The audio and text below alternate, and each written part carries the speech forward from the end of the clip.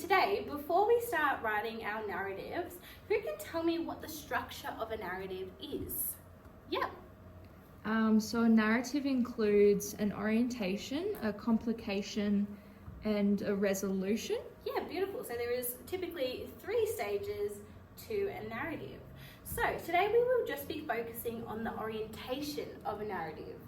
Who can remind me what we usually include at the start in the orientation to make the narrative interesting? Yeah, over here. So we can introduce the characters, the settings, and maybe when it happens. Yeah, beautiful. So, do you remember when we annotated the narrative Getting to Know Joe? And in the story about Mr. Perez, we noticed the author uses characterization.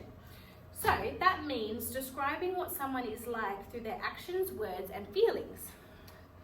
For example, the narrator said he is very picky about his yard. That shows that what Mr. Perez is like without just saying he's fussy.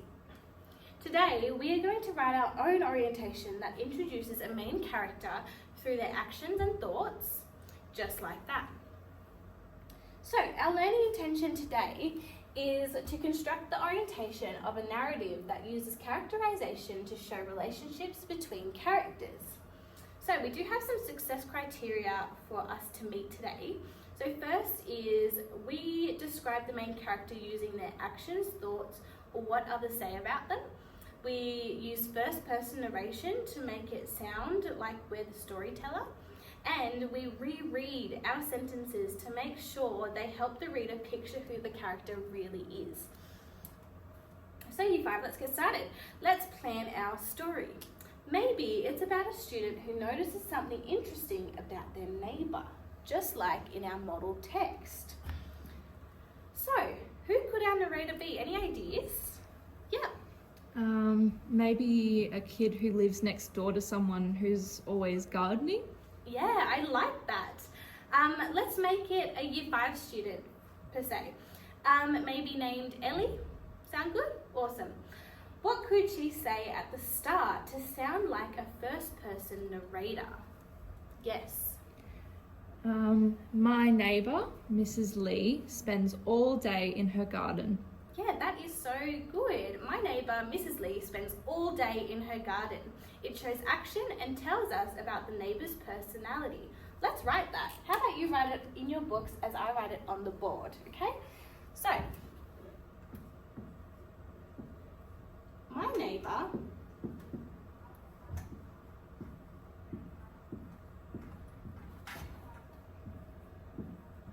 Mrs. Lee, can you remind me of that sentence, please, Sarah?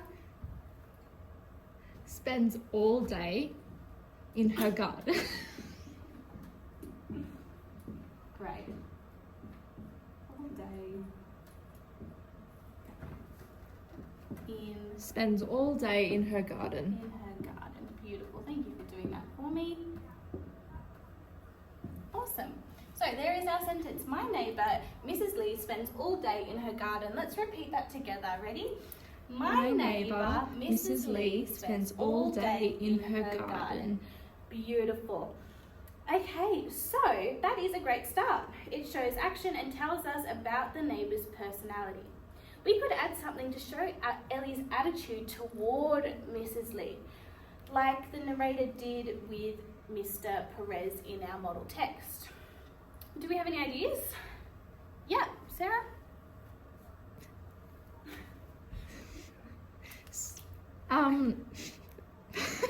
Maybe Ellie finds it annoying? What do you think? Yeah?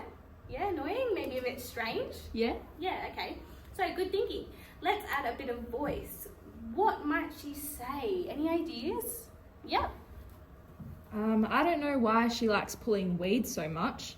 Perfect, that shows tone. I don't know why she likes pulling weeds so much. It sounds a bit casual, maybe young. Let's combine it. So, my neighbour, Mrs. Lee, spends all day in her garden. I don't know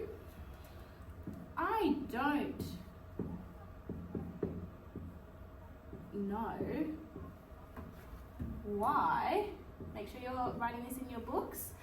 I don't know why she likes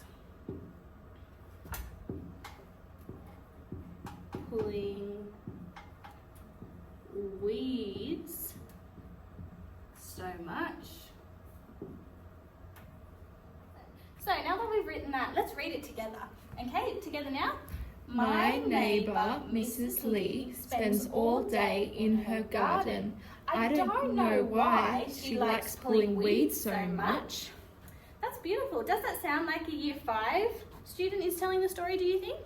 Yeah, I think so. Great. So now that we have the base to our orientation, we have our 2 opening sentences. How can we make them better? So we're talking about characterization. So we want to build that character of Mrs. Lee. So what are some more describing words we could use to build that character of Mrs. Lee? Does anyone have any ideas? Yep, Sarah? Old. Old. Okay, so maybe the neighbour is old. So we could say my old neighbour, Mrs. Lee. See how that already builds on her character? Now we're also looking a bit at actions and feelings. So what actions do we see in this sentence? Sarah? Pulling weeds. Pulling weeds. Beautiful. So the action is Mrs. Lee obviously pulls weeds, so she is pulling the weeds. Beautiful. Is there any others? Yeah. Spends all day. Yeah, she spends all day in that garden.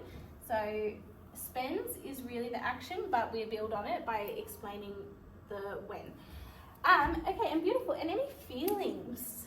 Have we seen any feelings in this text, either from the narrator or the old lady, Mrs. Lee? Yeah. Maybe I don't know why. I don't know why. Beautiful. So she, like the narrator, our Year 5 student, doesn't actually know why, and she thinks it might be a bit strange. So that is our feeling in that. So now let's describe what Mrs. Lee does that shows more about her personality. So in the model text, Mr. Perez was very picky about his yard. So in this text that we've written, how can we show that Mrs. Lee is similar or different? Yep. Maybe she's really kind and gives flowers to everyone. Yep. Okay. All right, now let's describe what Mrs. Lee does that shows more about her personality. So in the model text, Mr. Perez was very picky about his yard. So how can we show that Mrs. Lee is similar or different? Yep.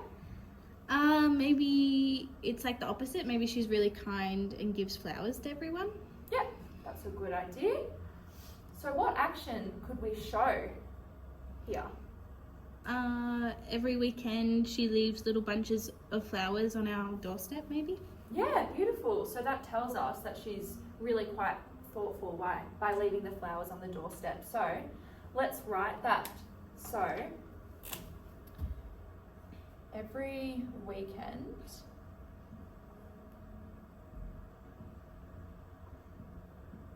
Abby, could you just remind me of what comes next? She leaves little bunches. She leaves Little bunches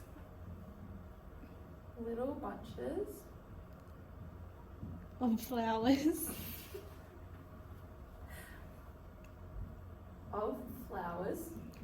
on our doorstep. On our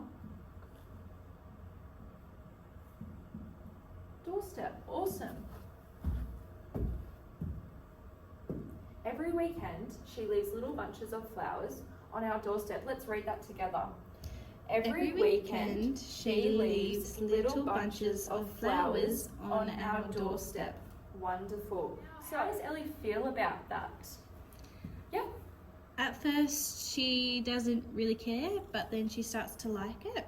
Yep, that's a great idea. So let's show her thinking changing. So we could say something like this. So at first, I didn't think much of it, but after a while, I started to look forward to it. So let's reread this whole paragraph together.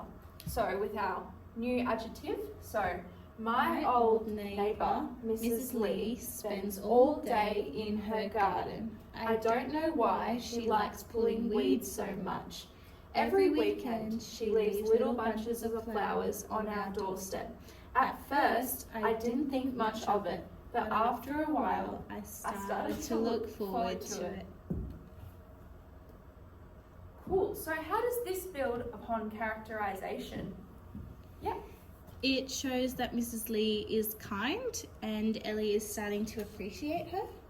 Good, exactly. So the story starts to show a relationship growing, just like in the Mr. Perez story. Yep, wonderful. So this is an example of a really strong orientation because it sets the scene, introduces the main characters, Mrs. Lee, and uses characterization to make them feel real. So next lesson, we're going to be moving on to the complication. So we're going to be looking at what happens that changes their relationship.